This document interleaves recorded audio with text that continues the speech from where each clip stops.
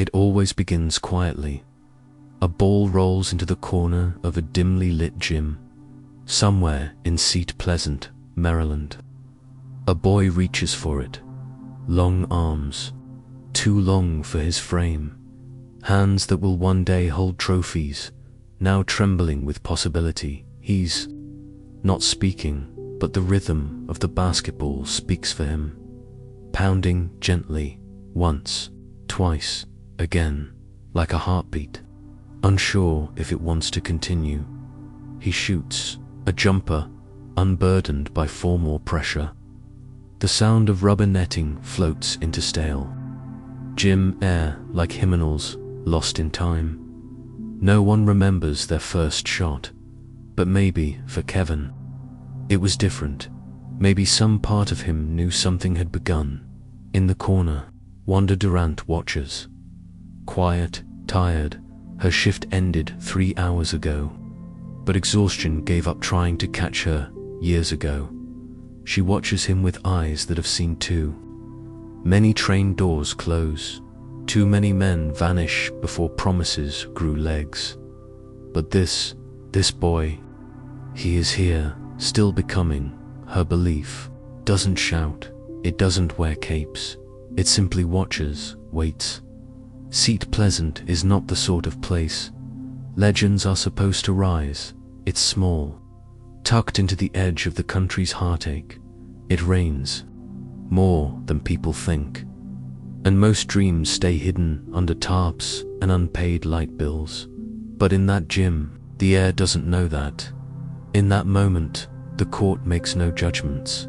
It only asks, how much do you want this? Kevin doesn't answer with words, he answers with rhythm. It's not greatness yet, not even close. The handles are loose, the shot sometimes misses left, but still, it's different. Still, somehow, soft in all the right ways, violent in none, and elegance, not earned, but inherited, as though something or someone passed it to him in sleep. The coaches who pass through don't know what to say. They see height potential, but not the storm yet. He doesn't yell, doesn't celebrate. He plays, like he's praying. And if someone asked him what all of this meant, he wouldn't have the words. Just hands that keep reaching for nets, for light, for something just out of reach, something bigger than Seat Pleasant in every town. There's a kid like him, too tall for hallways. Too quiet for notice, and too gentle to understand what the world often demands of greatness. But Kevin didn't know he was different yet, didn't know that even silence can make history hold its breath. Not yet. Some players arrive like thunder. Kevin Wayne Durant arrived like a whisper. Before he was a player, he was a son, the sound of sneakers on tile, the hum of a late bus returning home, the quiet click of a front door closing behind a teenage frame. Wanda Durant stood in the kitchen, a light above the stove, painting half her face in shadows. Not cooking, waiting. She always waited. Kevin came in with downcast eyes, not because of shame, but because Seat Pleasant tried to teach him that men don't always look up when the world looks down. He wasn't a man yet, but the world had already begun the lesson. He placed his bag on the floor and leaned against the counter. She didn't ask how practice went. She already knew. He didn't volunteer it. He was already learning the language of holding things in, but she still saw, still felt the quiet weight he carried in his slouched shoulders, in his trembling hands, in that ache that set into his knees too early and taught him pain before success. She poured him leftover tea, warm enough to matter, and for a moment they stayed like that, together but silent. Wonder was belief in human form. Not theatrical, not loud. Her love didn't wear banners. It paid bills 2 days late, and stretched meals with sacrifice. Her faith wasn't in basketball. Her faith was in him. Kevin heard the world say no in 1,000 dialects, grades, coaches, neighbors. But Wanda whispered yes with tired hands and early morning alarms. Her prayers were silent, but the ceiling heard. When Kevin cried at night, when knees scraped pavement on cracked courts, when kids pointed at his frame like it owed them laughter, Wanda's voice was the one that stitched him back together, not with advice, not with speeches, just presence. She stood in lines to get him on teams, held the hand of a boy who was too old for childhood and too young for manhood. She lifted him when he didn't score and hugged him tighter when he did. They didn't call themselves survivors, but survival was their fluency. Every bus ride, Kevin took 2 games miles away. Every weeknight, she skipped dinner so the shoes he outgrew could be replaced. They were building something made of quiet yeses, of whispered strength. He didn't always love the silence, didn't always understand it, but now, looking back, the silence wore love like armor. He began to see it in her hands, worn down from work, tough enough to lift laundry and heartbreak in the same breath. Hands that clapped for him even when no one else did. Hands that always appeared in his line of sight after every missed shot. And days would come, years later, when Kevin would lift MVP trophies, thanking crowds of millions. But what he was really doing was replaying these nights. This kitchen, that tea, the flame above the stove, and a mother still waiting. Wanda never asked him to be great. She asked him to be kind, be honest, be willing. And when the world demanded points, she taught him to make promises instead, not to them, to himself. It wasn't easy, not then. Rent was late. So often that eviction didn't knock, it just left notes. Electricity took holidays, and every new coaching opportunity came with a cost, even if it was only paid in gas and time. But Wanda measured success differently. Was he still trying? Still whole? Still him? The answers kept saying yes. Every storm has a center. And for Kevin, it wasn't the court, wasn't even the ball. It was her, the soft place that shaped the quiet boy, the place where all greatness begins. The hallway was always too quiet in those years. Trophies lined the cabinets someone else's, distant echoes of applause. Kevin had never heard for himself. Montrose Christian, later Oak Hill, schools that looked like castles to a kid from Seat. Pleasant places where dreams wore Letterman jackets and cafeterias spoke in futures. He wore his shyness like armor, shoulders hunched, hoodie drawn, a backpack sagging from the weight of books and something heavier, a name he hadn't grown into yet. They called him Slim Dot, sometimes in admiration, sometimes as a warning. He's too thin. Just wait till real contact hits. Kevin didn't argue, he just played. Because in the game, he didn't feel small. The court didn't ask him to explain himself, didn't judge the softness in his voice or the way he hesitated before raising his hand in class. It only asked, can you create something beautiful? And so he did. Smooth jumper, release like an afterthought. Each motion simple, but precise.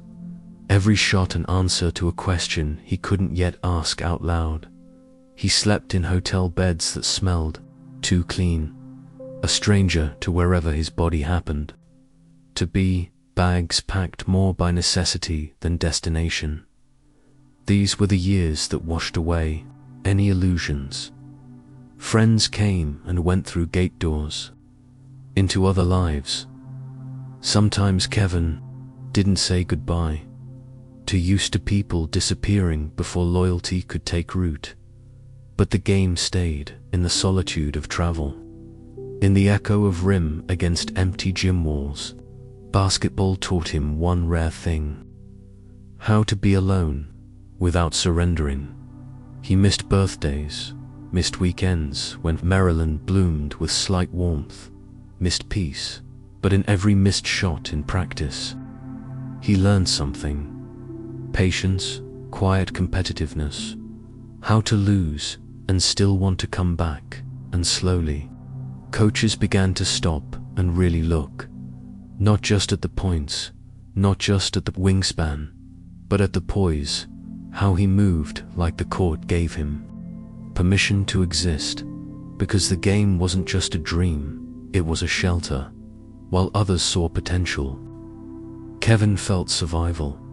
He bent through defenders like air, leaned into contact that tried to punish him for being slender, always returned, clean, never retaliated. He wasn't trying to dominate, he was trying to belong. Recruiters came calling. College mail filled every corner of his mother's apartment. Logos he'd once seen only on TV now addressed him by name.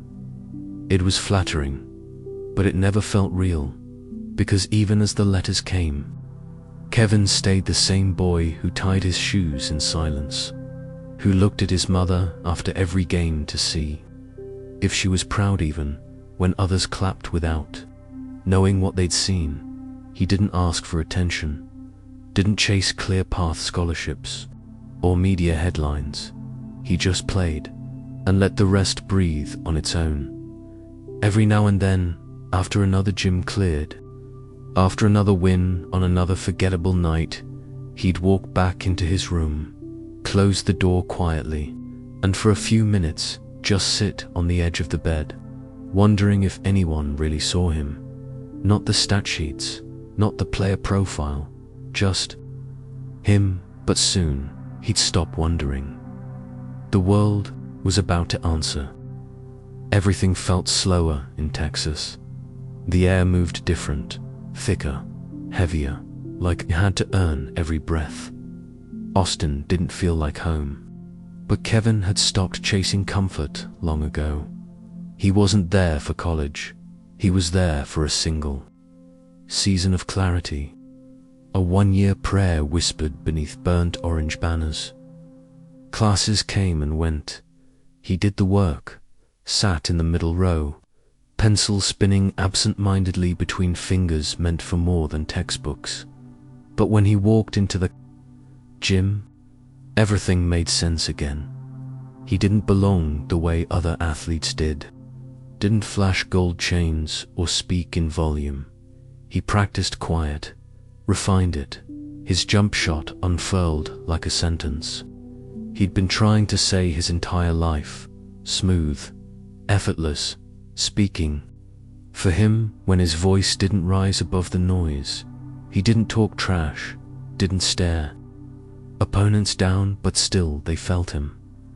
That length, that calm, that slow, methodical devastation. Outside of practices, between classes and team meals, he scribbled shoes into notebooks, not just designs, but details, weight distribution, shade variants, projects that no one asked for. He was dreaming, out loud, silently, because somewhere deep inside, he knew this wasn't the peak. The spotlight found him anyway. Early, unavoidable, double teams, national broadcasts, analysts who spoke his name like it was a prophecy they wanted to own. But he didn't lower his chin under pressure. He just adjusted, refined his angles, added a step here, a pause there. He was molding the game around him, not sprinting to meet it where it already was. Coaches marveled, reporters leaned in, friends started talking in future tense. But Kevin didn't buy into noise. Not fully, not yet. He had a quiet fear, buried beneath growing confidence, that this, all of this, might disappear if he grew too close to the flame, so he stayed.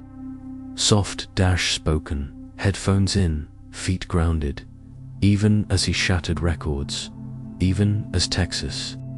Crowds began saying KD like it belonged to them. He smiled gently, thanked people modestly, went back to the gym. March came. The tournament, the weight of a nation's curiosity. Resting on his shoulders, he delivered, not with dominance, but grace. Every movement seemed practiced in dreams. Every touch, brief, almost apologetic until it dropped through the net. But they didn't win it all. And secretly, he was almost relieved. Victory felt more complicated than he expected. Soon, agents began calling louder. Mock drafts stopped being speculation. They started sounding like futures inked in red dot.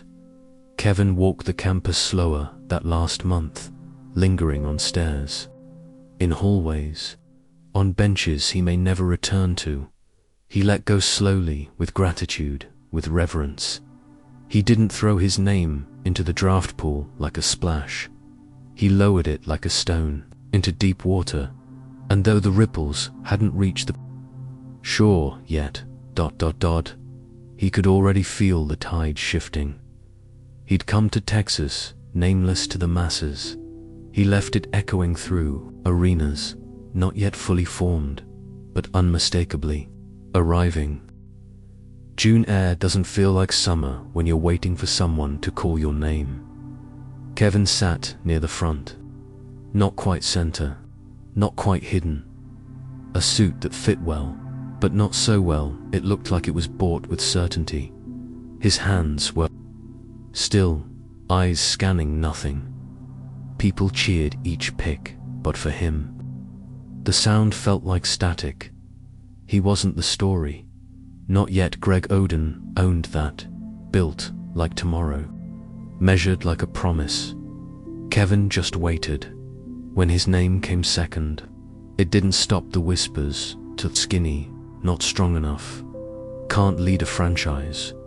The cameras caught his face, searching for stillness, somewhere between gratitude and something quieter, deeper. Seattle was the destination, not a headline city, not a parade of endorsements waiting at the airport, just clouds and a history beginning to crack. The Supersonics were tradition on the edge of transition, a team unsure whether its next chapter would even be written in Seattle at all. But still, there was a jersey, green, with promise stitched delicately between. Every fiber, Durant, 3-5, pressed against his back like a whisper against skin. And maybe he felt it, the weight, not just of expectation, but of impermanence. He shook hands, told them he was excited, smiled into lights that didn't know if they'd follow him next season. But inside, something shifted. He wasn't wondering anymore if he was good enough. He was wondering where the proving would begin. Basketball never cared about comfort, the NBA even less. Kevin showed up in Seattle with a duffel bag and a voice still too soft for headlines. No apartment yet, just hotel keys, cold dinners, new systems. But in the gym, the world made sense again. He shot without apology, moved without translation, and slowly, teammates began to pass him the ball like they believed in what would happen next. The arena wasn't always full. The city had its doubts. Ownership meetings loomed larger than game nights. Still, Kevin played. Not like a rookie, not like a savior, just like someone who had been waiting for this stage long enough to treat it gently. Each jumper was his signature. Each drive to the rim, an echo of seat-pleasant sidewalks, of Texas silence, of prayers folded into hoodie strings. Reporters called him poised. Analysts called him a bright spot in a dim moment for Seattle basketball. But Kevin didn't read most of it. He just kept showing up early, leaving late, and finding poetry in every play. What he didn't know, what none of them knew, was that his first NBA home ... would not be his last, not even that season. Because behind curtains, rooms with no cameras, the ground beneath Seattle and him was already moving. He couldn't stop it, no one could, for now. All he could do was fill up every corner of the court with the quiet brilliance no pick ever promised, and hope the game would hold him long in auto bloom. It rained a lot that year, not the dramatic kind, just the slow, exhausted drizzle Seattle was known for, as if the sky was too tired to do much more than weep. Kevin got used to it. The damp sidewalks, the half-empty arena, the echoes of footsteps coming off the Kiorina floor like ghosts weren't quite ready to leave. Everything felt temporary. Even the cheers he played anyway, quietly, persistently, like he was trying to make the court believe in permanence, even if nothing else could. Each game was a conversation between him and uncertainty, a rookie without a franchise's full trust. Yet somehow he was the only thing about the team that felt like a future. The city loved him, even if they couldn't save him. Even if their love felt more like an apology than a promise. They wore his green jersey, even the kids who didn't understand what was happening behind closed doors. Corporate meetings, relocation rumors, the kind of decisions that don't nod to effort or community, they just happen. And when they do, roots get taken with them. Kevin didn't bristle at questions about the team's future. He just answered them like he played, with honesty that never needed to be loud. Yes, he liked the city. Yes, he was adjusting. Yes, he just wanted to play ball. What else could he say? The media kept asking if he felt pressure, if he thought he could turn the franchise around, but Kevin wasn't here to wear crowns made of expectation. He was here to compete. Purely, beautifully, quietly, his game spoke for him. Smoother every night. Pull-up jumpers that kissed the rim like they were saying goodbye each time. Drives that split defenses like silk slipping between fingers. But the noise off the court grew louder. Ownership disputes, failed arena deals, cities vying for a team like children overhearing their parents argue over custody. Every game felt a little more like a countdown. Still, he kept showing up, kept walking into fog-blanketed mornings with headphones on and a duffel bag in hand, because the gym hadn't betrayed him. Not yet. Some of his teammates joked about what city they'd land in. Others carried the weariness like a second skin. Kevin just listened, watched, absorbed. He knew. Seat pleasant didn't raise him to cling to safe place. Seat raised him to move, to adapt, to survive through quiet storms. So when the word finally came that they were gone, just like that, Seattle stripped from the schedule, so quickly it felt like erasure. Kevin didn't say much, didn't post long tributes, didn't rage, but in the silence between final possessions and future flights, he felt it break inside him. Just a little. The first fan base to love him left without a chance to love him back. No farewell parade, no proper ending, just a city left wondering, and a young star learning how quickly a home can vanish in professional sports. But even that couldn't take the ball from his hands. He packed, boarded the plane, and never looked back, not because he didn't care, but because sometimes it hurts more to watch what you couldn't hold. Seattle had given him beginnings, a first jersey, a first crowd, a memory that would always ache differently. But the future was already thundering. The plane touched down in Oklahoma to no parades, no confetti, just wind and a long, quiet road into a downtown that barely looked up. No skyline to speak of, no tourist draw beyond the horizon, just a city waiting for something. Kevin stepped off the plane without a word. This wasn't what he imagined his next chapter to look like, not after Seattle, not after the promise of green jerseys and the smell of a coastal crowd. But the game didn't ask for opinions. It asked if he still wanted it. He did. They were building from the floorboards, not a team, yet a blueprint. Westbrook, all untamed heat flashing under the rim. James, with a beard and patience most couldn't decipher, and Kevin, smooth, deliberate, moving like time bent around him. They didn't talk about dynasties. They barely talked at all, just practiced, sweated through two-a-days, in gyms older than the dreams they carried. They were kids, blacktop blood and fast twitch, hearts just trying to be more than what anybody saw coming.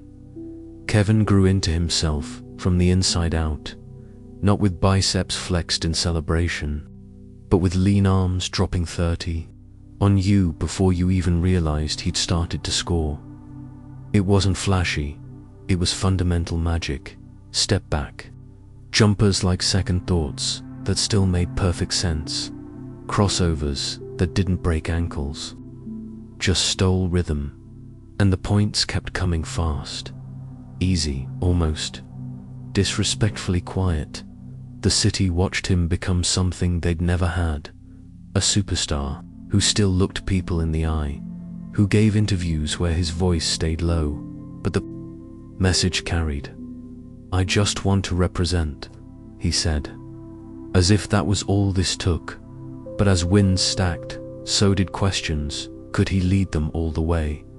Was he built for the final rounds? The pressure arrived like frost, not dramatic but constant, the kind that settled overnight and made everything heavier in the morning. Kevin smiled in interviews, nodded through critiques, but behind the scenes, ice packs, exhausted limbs, endless tape, pain that didn't show up on box scores, frustration that couldn't always be leaned on a teammate to fix. But he kept playing, scoring titles. Came 3 like quiet trophies placed backstage after a concert. He thanked his teammates, pointed at the bench. Never pounded his chest, never needed to. But the playoffs, the deeper they went, the more brittle things seemed. Squandered leads, heartbreaking losses, closeouts that turned on one missed box out or a turnover in the final. 2 minutes, he wore those losses like new layers. Didn't talk about them, but you could see the accumulation in his eyes. The weight, not just of what they lost, but of how much he cared. People called him humble, said the right things, but they didn't see him walk the corridor after those playoff exits. Headphones loud enough to drown out reality.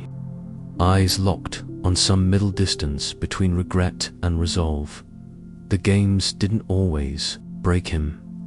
It was the hope that came before them, the belief that this year, this version might finally be enough. And then it wasn't. Still, the city loved him. Oklahoma leaned in the way only a small town can, with full hearts and blind loyalty. Kids wore number 35 all over town. Entire schools wore blue on game day. And Kevin kept showing up. Autographs, clinics, smiles that hid the ache, because he wasn't just a scorer here. He was the hope they circled on calendars, their soft-spoken giant. He could have stayed, settled, let Oklahoma shape the end of his story, but somewhere beneath it all, every jumper, every handshake, every podium speech, there was a whisper he hadn't yet answered, not about winning, about belonging, and the question was growing louder. They handed him the MVP trophy like it was a crown made of light. Applause rose, thick and warm, echoing through the auditorium in soft waves. Kevin stood tall at the podium, not grinning, just still, like the moment wasn't too big, but always inevitable. He looked out into the horizon of camera flashes, and then he turned back to one person. "You're the real MVP," he said, and wonder his mother caught the world's breath like it was hers to hold. The room fell into something deeper than admiration. They saw love written without metaphor, and a legend rooted, not in stats, but in survival. But this moment, beautiful as it was, didn't erase the ache. Underneath, that year had weathered him. Each point he scored came with another thread pulled loose inside. Each wind still carried the echo of past losses, and the finish line kept moving. Always just one more round away. One more wall to run through with nobody waiting on the other side. He led Oklahoma by force, and by feeling carried their weariness alongside his own. And when the team faltered, when shots stopped falling and the postseason ended without storybook endings, the silence was back. The same silence from dim gym sand. Long walks home with duffel bags, full of doubt. He didn't stop playing, didn't start blaming. He just added it to the layers. Another bruise that didn't need explaining. Teammates changed, rotations shifted. Trust became a coin flipped every new season. And Kevin he kept hoping, kept looking up. Maybe not into heavens, but across benches where he searched for shared faith. Every night he took the floor like it owed him nothing, still gave it everything, because greatness to him was never something to wear. It was something to carry sometimes. It was quiet, the way pain whispers into bone, the way fear nests deep in ambition. It's lonely at the top. That wasn't a quote now. It was a condition, a weight class no one trains you for. And though fans cheered, though children still lined up with markers and programs, he began to sense that none of them really saw what it cost. They saw the step-backs, the 35-foot reminders of why he was different, but not the hours alone after losses, not the injuries you don't ice, the kind that live in your lungs, and somewhere over season, the kind of silence only a phone call can break. His mentor, his older brother in soul, was gone. April 2014. Wayne Pratt's childhood friend, Kevin's guiding fire, Charles Big Chucky, Craig his godfather, the one Kevin named himself after as a boy, was violently taken for months before.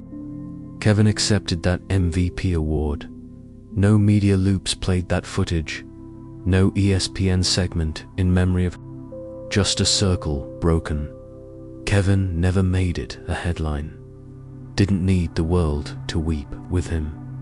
But he mourned in motion, buried grief under baskets, talked to God in mid-range, and even during the MVP speech, when tears rimmed his voice and his hands trembled slightly on the podium, he was holding more than the mic.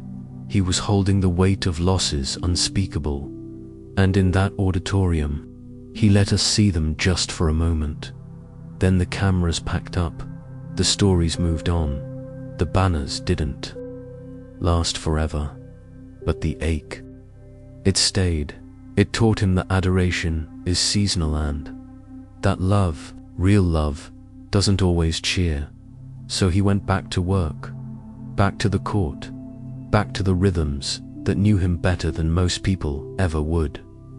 Because every congratulations was followed, eventually, by another question. Why hasn't he won it all? And behind every jump shot, behind every polite nod at a press table, he was running out of ways to answer. It didn't start with a tweet. It started with ache. A summer stretched too thin. Another season ending not with celebration, but with silence. He sat in rooms with questions, rooms with dry air, closed blinds, and nervous glances. And for once he asked one too, is this it? Not just the team, not the roster, but the feeling, that deep throb beneath every possession. Every glance after a missed shot, every smile that didn't quite reach the eyes. They'd come close, painfully close, but something inside him kept whispering, almost, isn't home, and so he left. Signed his name to a storm before it formed. Golden State, a team already carved in stone, a machine of spacing, movement, arrogance wrapped in art, winners without him. And suddenly they had him. The basketball world cracked down the middle, lines were drawn in, barbershops and bedrooms, jerseys were set on fire like declarations. He wasn't surprised. He read the word betrayal so many times. It stopped sounding like a shout and started sounding like a genre. But Kevin wasn't chasing revenge, not even a ring. He was chasing wings, the kind of flight he hadn't felt since pickup games with no cameras, since nights where the ball didn't shake in his palms because no one expected anything but joy. He found that again, in movement, in a team that didn't need him to lead, but did need him to finish, and he did. First game effortless, second almost rude, because suddenly it was beautiful. Curry moved like an echo, Clay like a metronome. Draymond screamed and orchestrated, and Kevin fit, not forcefully, not loudly, like silk over glass. They said he took the easy way, but no path is easy when you carry expectation like it's stitched into your shadow. He still needed to score, still needed to belong, still needed to tune out the jeers on the road, the side glances from analysts who preferred their stars loyal. Even if loyalty meant losing, he didn't answer them. He answered the court, with 30-point performances wrapped in silence, with defense no one credited, with passes that made systems sing. But the voices didn't stop. You joined the team that beat you. You needed a shortcut. You gave up being the man to be a part. He heard it all, but he also heard the net, heard the bench erupt after he made the extra pass, heard Steve Kerr's laugh when the ball was pure art for possessions in a row, heard peace, for once, inside motion. And maybe that's why he didn't flinch when the hate burned at its brightest dot. Because envy and confusion speak the same tone. And most people, they just didn't understand what it feels like to need the game, not just to win, but to breathe. Kevin never asked to be loved, but he dreamed of being understood. In Golden State, for a while he was, not for what he'd done, but for how he'd always played beautifully. Selflessly, unapologetic ally. Enough. The headlines didn't change. The critics didn't mute, but something inside him did. A quiet turned clearer. A fire turned focus. Not to silence the world, but to finally hear himself. And for the first time in a long time, he didn't feel alone. They said he'd won it all. The headlines printed his name beside history, two-time Finals MVP, back-to-back champion.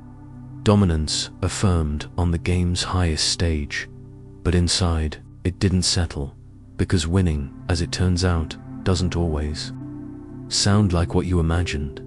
It doesn't drown the noise, it joins it. He held the trophy, high. Confetti fell. Camera flashes popped like applause from the sky, and still, he felt unseen. They called him a mercenary, a passenger on a ship already built, said The rings shined, but not the same. He didn't earn them. He didn't build it. He just joined. Each word was a splinter, tucked under the banners. Not loud, but lasting. People smiled when they said he made one of the best basketball teams in history, ... Unfair. But somehow, said it like an accusation, like beauty arranged too perfectly, was somehow a flaw.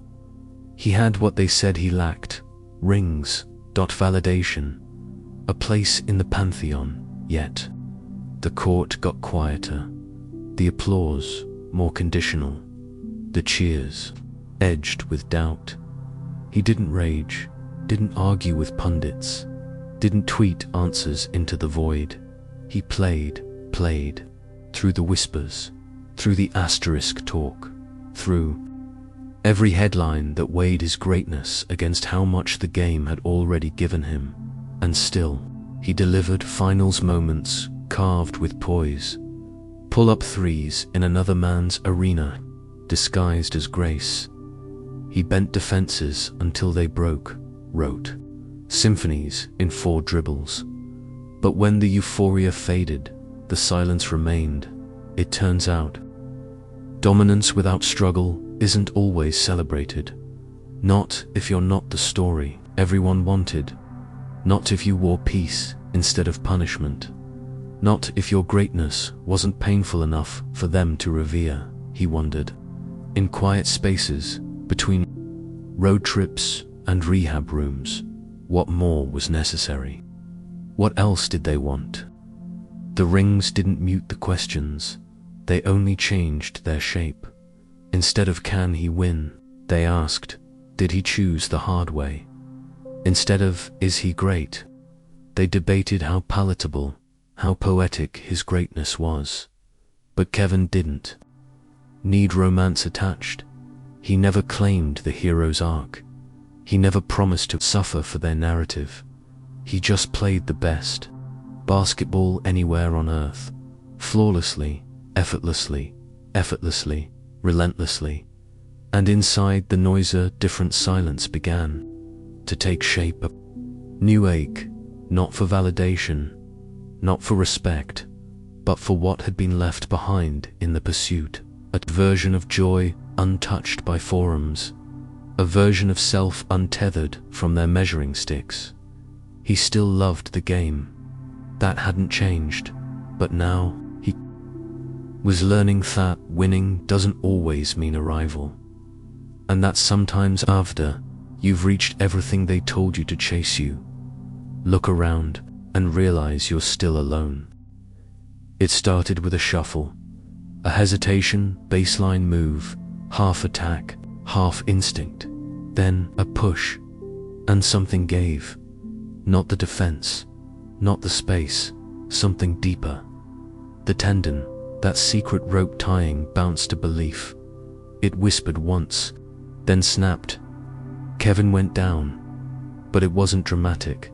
No screaming, no pounding fists, just eyes wide, teeth set, hands on the floor, as if trying to hold gravity together in that quiet. The world exhaled. What had been a finals became a funeral for momentum. Game 5 in Toronto. Warriors' backs against the wall. Kevin had returned months early. Not because his name was on the lineup sheet, but because his loyalty had no off switch. He'd heard it all, that his rings were too light, that his wins came too easy. So he answered with the only language he trusted most: playing, not tweeting, not explaining, just lacing up, wrapping his leg, and trusting that the storm inside him could still carry flight. He opened the game with fire, threes like sonnets written in midair, movement carved with hope and urgency. But hope sometimes comes at a price. With each cut, each plant, the body whispered warnings: too soon, too much, too fragile. But Kevin ignored it, because winning was never just about now. It was about silence. Winning was a way to hush every past wound. And so, When it gave out, when the Achilles surrendered to the weight of ambitions, something else gave out. Too, the illusion. That game alone could save him, that excellence, even pure and unmanned, could cloak the cost. He limped off with help, head forward, eyes burning not from pain, but from the betrayal of a body that had never needed apology. The crowd in Toronto, unsure what to do, applauded. It wasn't malicious, just confused. Greatness shouldn't fall like this. Back in the locker room, his teammates' eyes told the story before doctors confirmed it. This wasn't a sprain, not a tweak. This was absence etched into muscle, a sabbatical demanded, not chosen. Side. Twitter burned. Some said he shouldn't have returned. Some blamed the staff. Some praised his heart. Kevin said, "Little Jot just posted from the hospital bed, later foot wrapped, focused firm. He loved the game. That much never changed. But now, the game asked for something beyond conditioning. It asked for faith when limbs forgot what movement felt like. So the rehab began not in headlines, but in solitude, therapy rooms with only echoes, treadmills with no applause, relearning how to land, how to run, how to trust the body, even after it broke its promise. And through it all, not once did he flinch away from the work. No cameras followed his mornings. No, documentaries chronicled the tears behind taped ankles. But the work was there every day, every ache, every silent mile walked before sunrise, because returning wasn't just performance. It was return to self, to rhythm, to breath. Injury didn't take the game from him. It just reminded him the game never owed him anything. And yet, he still gave it everything, even on one leg, even with the weight of every expectation bending on his back, because that's who he'd always been. The quiet storm, still rising. He could have stayed. Golden State still had room, still had banners to raise. Steph, Clay, Draymond, still orbiting their constellation of motion and memory. But something inside Kevin shifted. Not bitterness, not revenge, a quiet yearning. To shape again, not just support.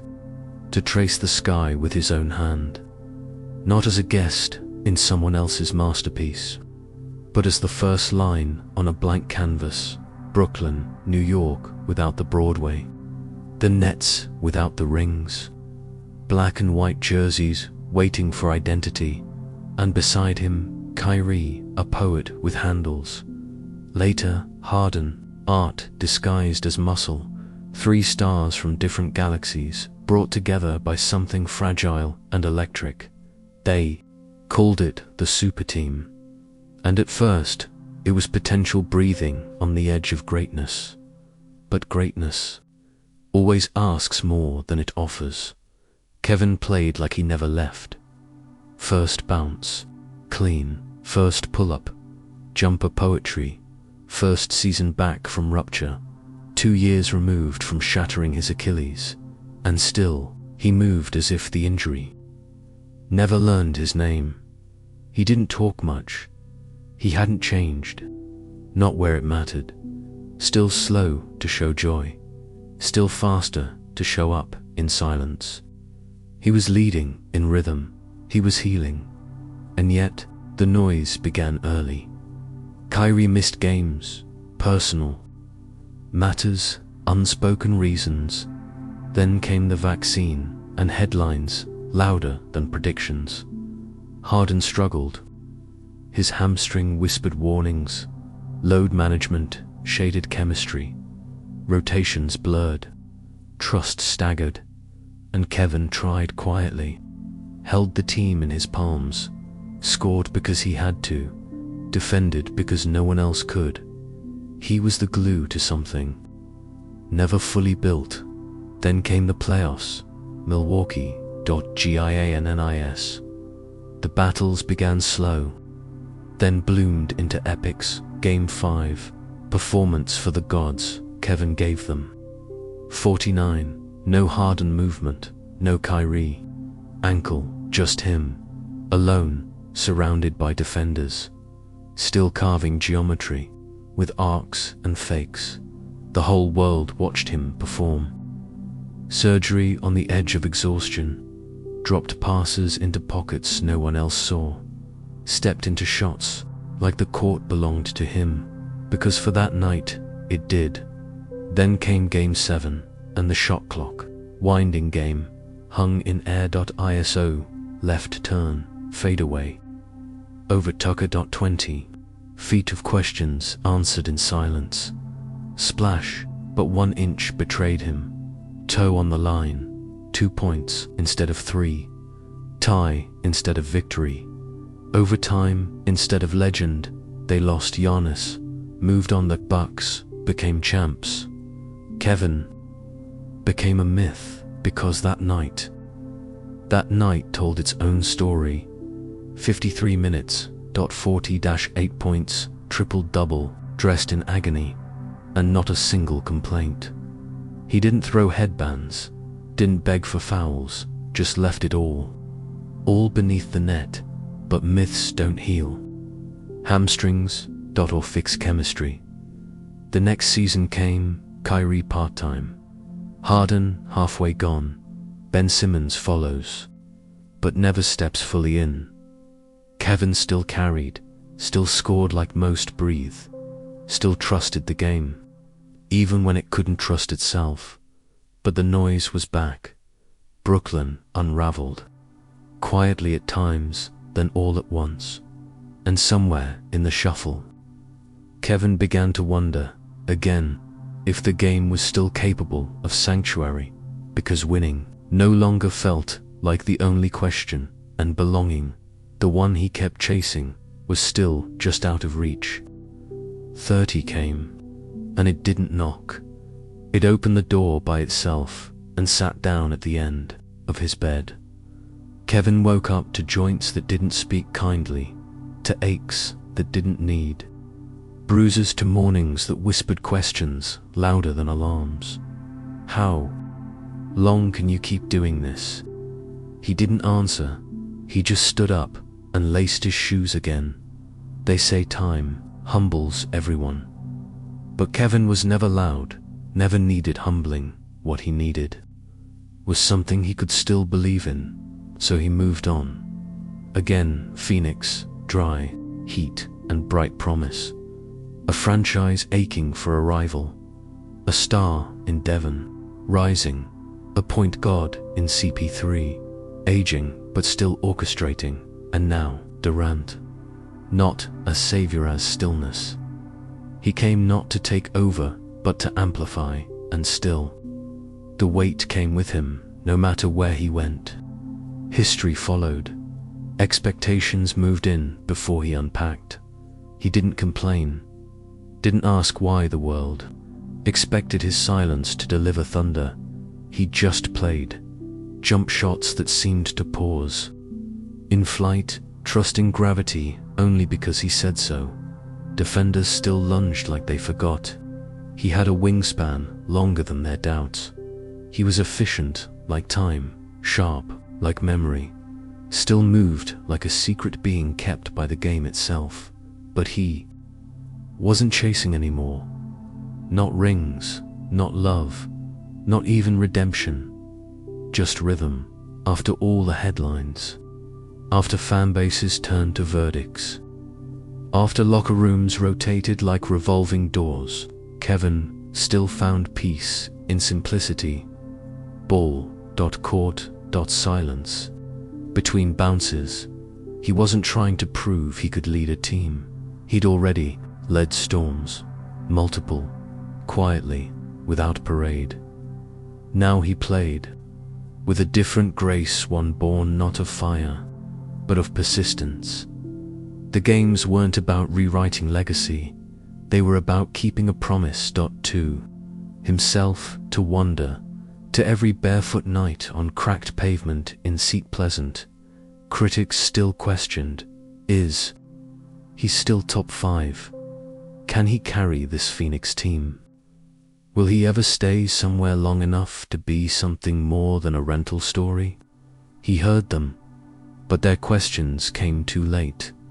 The answers were already written in his game. Still smooth, still soft release, still that footwork that felt like language learned before birth. But now he landed a little softer, stayed down a second longer, not because he couldn't rise, but because he knew he would, and that knowing was power. Still averaging 20+ still closing games, still putting defenders on reels their coaches didn't replay twice. Only now, he smiled less, talked less, gave fewer versions of himself to the world, because he'd learned. Greatness borrowed too much from your soul when given away freely, so he gave what he wanted. Points, but not approval, grace, but not apology, presence, but not permission. After 30, you don't play for the crown, you play for the silence that follows a shot so clean it doesn't even need the net to move. And Kevin, he lived in those moments, not because they proved something, but because they reminded him of who he still was. Not a kid anymore, not a myth, just a man, still dancing with the game that never stopped whispering his name. He never asked for the label, didn't chase being the greatest, didn't script monologues to define eras.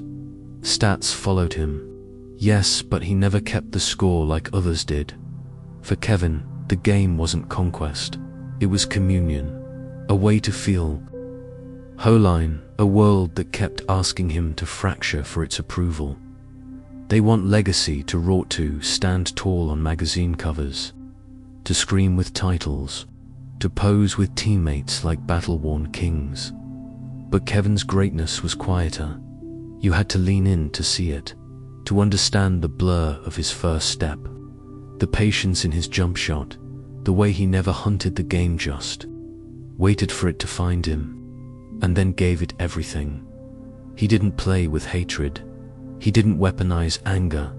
He played with clarity, as if the ball calmed something in him thought no crowd ever could. And still they debated, the talk shows, the analysts. He moved too much. He chased situations. He didn't stay loyal like them. As if greatness only counts when it's performed in one uniform. As if humans don't outgrow environments. As if seeking peace disqualifies you from being remembered. But he never needed the world to understand his journey. That was the difference. He didn't need statues. He needed space to play, to think, to become. Each team, each move, each chapter carried weight, but not for branding, for freedom, because legacy, real legacy, doesn't just scoreboard your excellence, it measures the cost. Look at the miles on his legs. Look at the silence he protected so fiercely. Look at the weight he carried, not just expectations, but attacks. And still, he gave joy to teammates, to fans, to the very soul of the sport. Watch the tape, not just the highlights, but the in-betweens, the screens set, the rotation slides, the late-night practices, no camera caught. That's greatness, UNCELEBRATED. Unearned by praise, but earned by presence. And the cost? Loneliness, sometimes. Being misunderstood, always. Betrayed by narratives that traded nuance for noise. But he never begged for clarity. He just kept shooting, kept defending, kept watching the game with the reverence of someone who still couldn't believe it loved him back. Because at its core, his relationship with basketball was not one of domination, but devotion. The world labeled him a wanderer, but maybe He was building cathedrals in every city that let him breathe. And maybe those cathedrals didn't need doors because he never wanted followers, just moments. Moments where the game got quiet and everything else disappeared. That's what it cost him, but also what it gave to fly, even silently to rise, even scarred to be enough.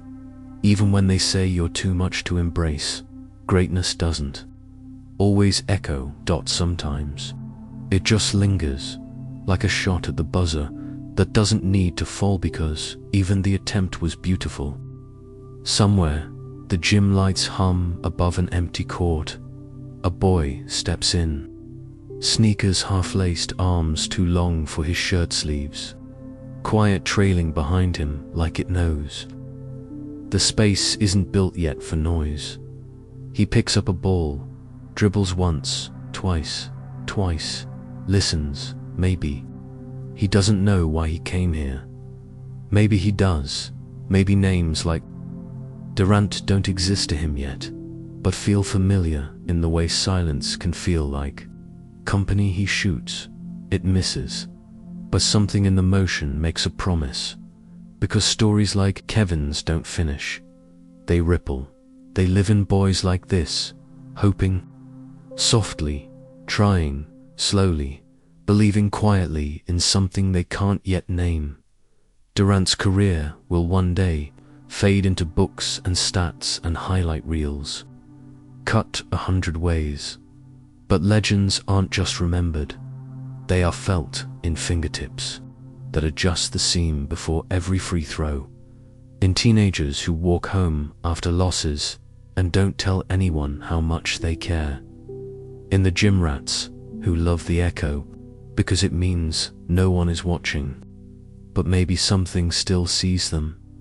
Kevin is still playing, still climbing, still catching lobs from younger teammates and giving nods instead of speeches. He laughs a little less now, but when he does, it's earned, rare, like all things held in restraint. And sometimes, when he walks into those empty arenas before a game, he still looks up at the rafters, at the seats, at the corners only loneliness knows by name. He doesn't always think about rings. He thinks about rhythm, about shot mechanics, about peace. He still wears headphones, still writes things down, still prays not for victory, but for health, clarity, stillness. They try to measure him, try to quantify spacing and estimate clutch, but the game he gave was never just numbers. It was the quiet between, the grace after contact, the respect that didn't need pronouncements, the belief that you could be great and still gentle. And now, when the boy in the empty gym takes another shot, it hits the bottom of the net, not perfectly, but clean enough to return to. And maybe someday he'll learn the name Kevin Durant. Maybe he'll read how the world struggled to place him, how they questioned his choices, mistook his movement for escape, called his silence distance instead of discipline. But then he'll watch the film, the jumper, the calm, the way his presence shifted space without demanding it, and he'll know Kevin wasn't loud, wasn't political, wasn't built for the cameras, but he was the game's purest whisper. And whispers last longer than echoes. Still here, still moving, still reaching for nets in gyms long after the lights go off.